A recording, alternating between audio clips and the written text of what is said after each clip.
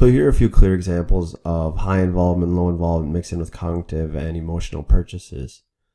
As we look into our products and you learn more about the products, you'll understand that the only way you can really understand who your customers are and how they're thinking is through research. One of the thoughts in marketing is that you always comes back to your research. What does your research say? And this is why it's important to have one group of people and one market segment and target them so that you can understand exactly how they view your products and what they think about your products.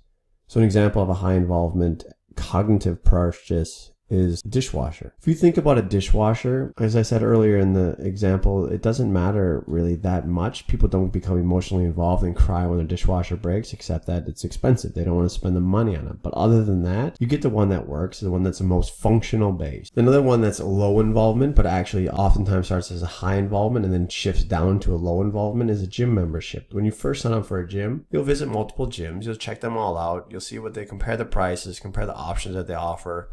But once you select one and it comes time to renew that gym membership, people don't change gyms very often. A lot of times it's even an automatic purchase right out of your bank. You don't think about it. You don't put a lot of thought into it, if you even think about it at all.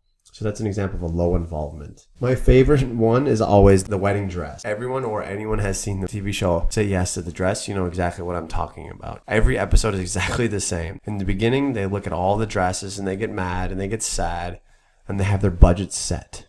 They'll try on 10, 20, 30, 40 dresses. Then they always find the dress that they want, and the dress seems to always be out of their budget. So then they get super excited and they go back and forth and discuss it, but in the end, they always buy it. So it's a very, very high involvement, purely emotional purchase. Always.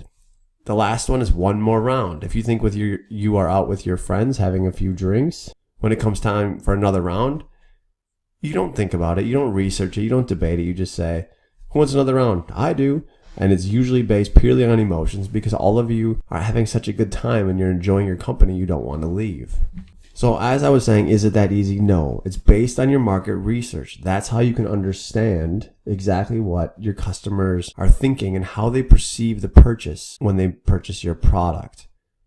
If you look at different groups of people, they could view your product completely different. For example, a high involvement person, one person could think of high involvement as anything over $15, while another person could think $500.